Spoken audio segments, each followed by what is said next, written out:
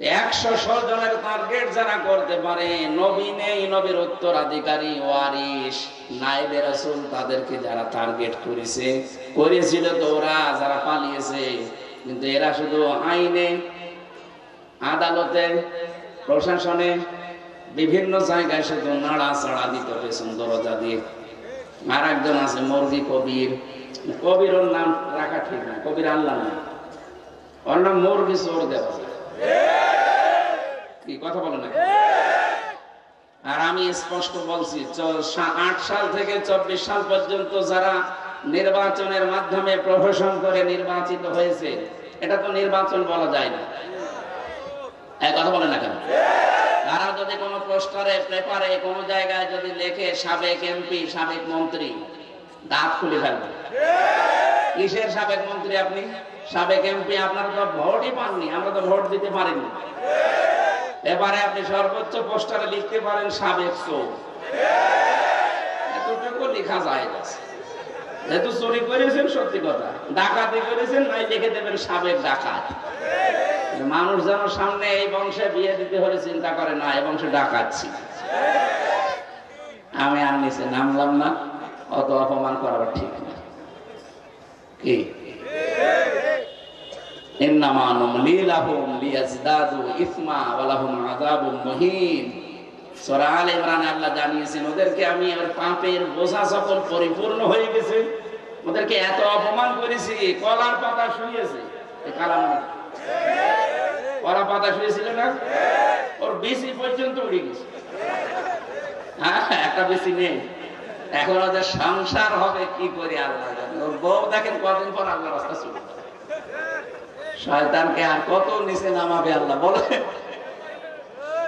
এই জন্য আবু লাহাব ছিল আপন চাচা, আবু জেহেল গ্রাম সম্পর্কের চাচা। আজ বাংলাদেশে আমরা আপন জনের দ্বারা যাদেরকে আপন মনে করতাম, এরা আমাদেরকে বহু কষ্ট দিয়েছে।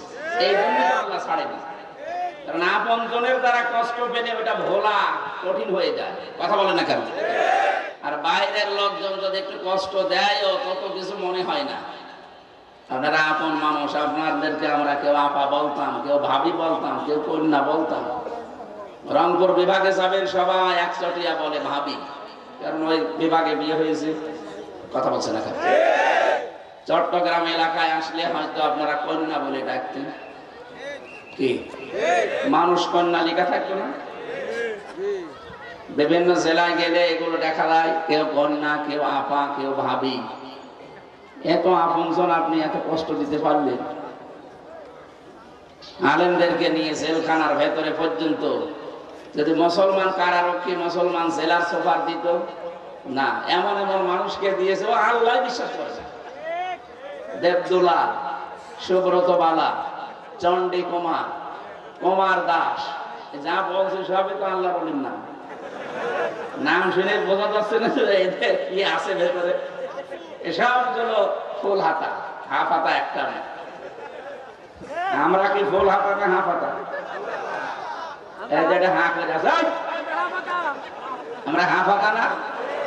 আর ওরা কি দেখেন, এখন চট্টগ্রামটা এই যে ফেনীর লাইন দিয়ে একটু হালকা জায়গা দেওয়া আছে, তো ওরা এখন একটা নতুন ষড়যন্ত্র করছে যে আমাদের চট্টগ্রাম দিয়ে দেওয়া লাগবে। কি ভাই, আপনি যৌতুক চান কেন?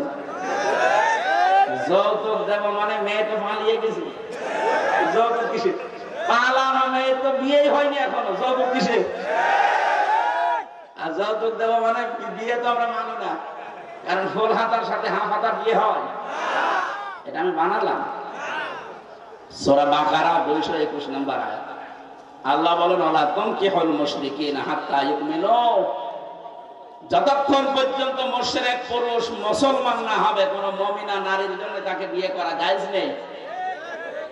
আমাদের মেয়ে যাই হোক, অন্তত হাজী সাহেব যেহেতু ঈমান হালকা পাতলা আছে, এই কথা বলেন না কেন?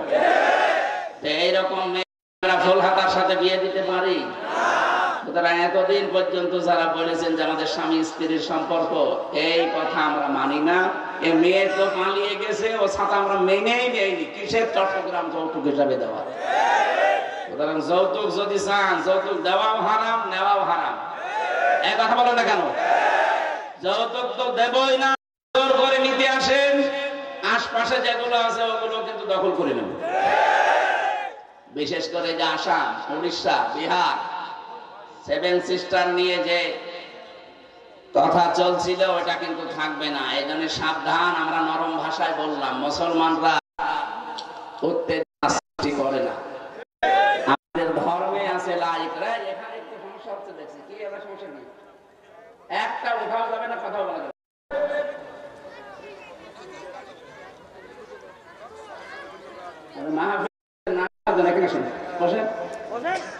সব বাদ দিন, যে যা হয়ে যা আমাদের বের করে যাবে। কে দেখবে? আমি কি পরিমণি আমার দেখবে? শোনার দরকার না, এটা একটা ঝামেলা। এরা শোনার ব্যবস্থা করে, যারা আছে কি করে ওরা জেলে 3টা বছর ফাঁসির কন্ডেম সেলের ভেতরে রেখে, ওরা আমার কিছু রেখেছে ভেতরে, কিচ্ছু নেই, একেবারে ফাঁপা হয়ে গেছে। চেহারাটা একটু মনে হয় গেলে